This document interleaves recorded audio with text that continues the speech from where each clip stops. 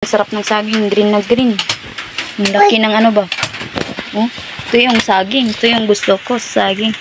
Sobrang sarap. Saging talaga. Saging talaga.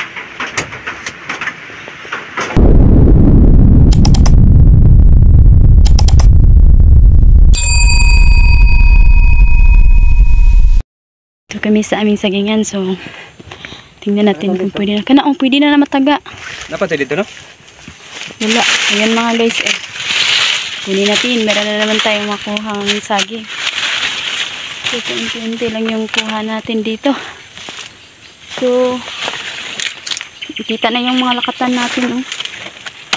Sa may unahan, meron pa tayong tatagain mga guys. Napakalaki ng buwig niya ngayon. Ayan. Doon sa may unahan, may tatagain din tayong isa. So, tara, puntahan natin. Iyan naman lang dyan, di. Iwanan lang dyan muna. So, tayo sa may unahan, mga guys. Ba tayo? Wala na pala dito. Nandun tayo sa may unahan. Yan, dito kami sa maisan. Hindi pa pala pwede, mga guys. So, mga next week pa siguro ni. Nasanggi lahat. Ayan. Hindi pa ano. Ayan. Kita na talaga yung mga lakatan. Oh. Tatamnan natin. Magtapos magsanggi, tamnan natin ulit ng mga mais. Dito mga guys. Dito lahat. Patungo dun sa may unahan. Tapos yung basakan. Pag ano. Tatamnan namin din. May nakuha na kaming tao na mag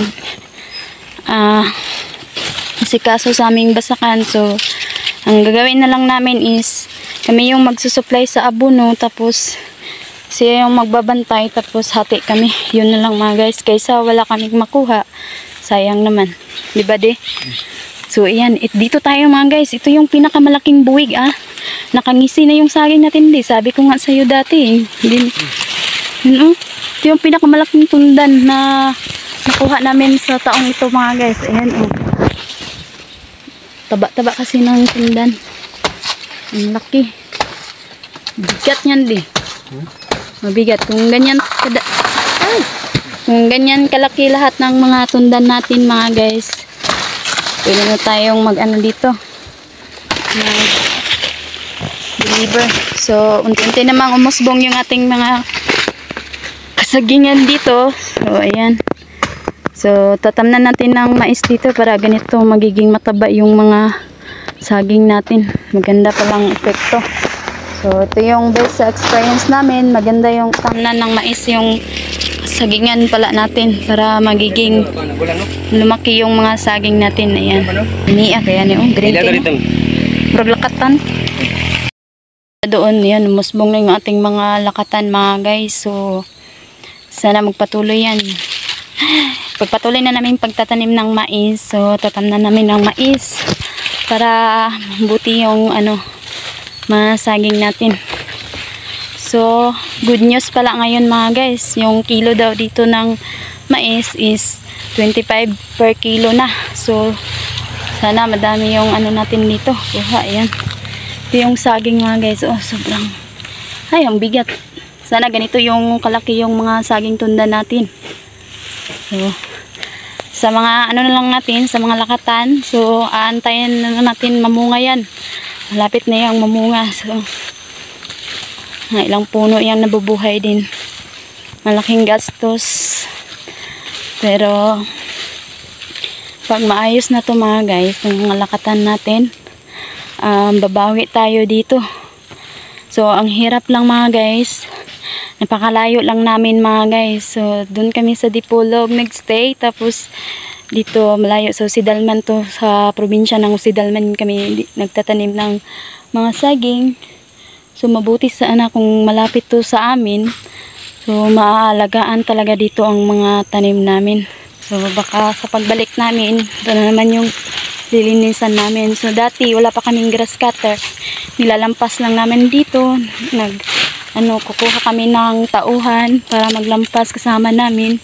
So, sa pagbabasak na naman ng basakan, sasali din kami mga guys para madaling matapos.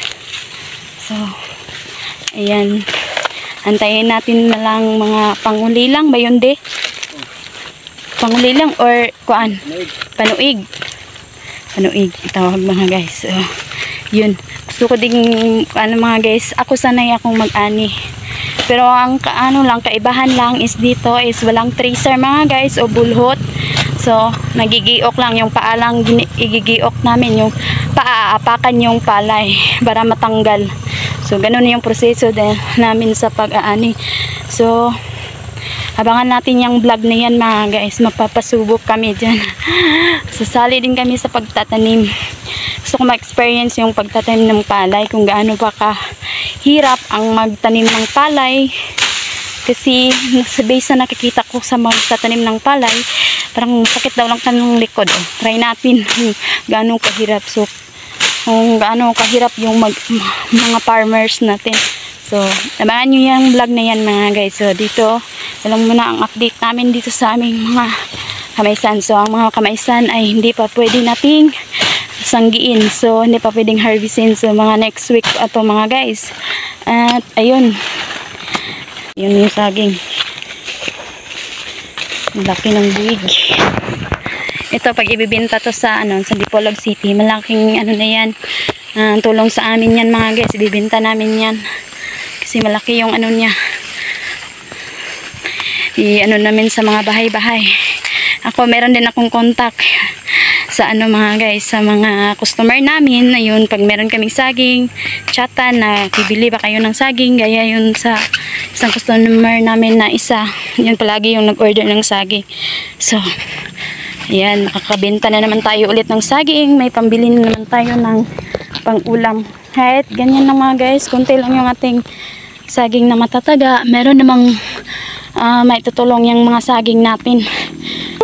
Habang buhay pa kami mga guys, hindi kami titigil sa pagtatanim hanggat may matatamnan. Ina namin muna mga guys para makatulo yung kanyang tagok. Sobrang sarap ng saging, green na green. Ang laki ng ba?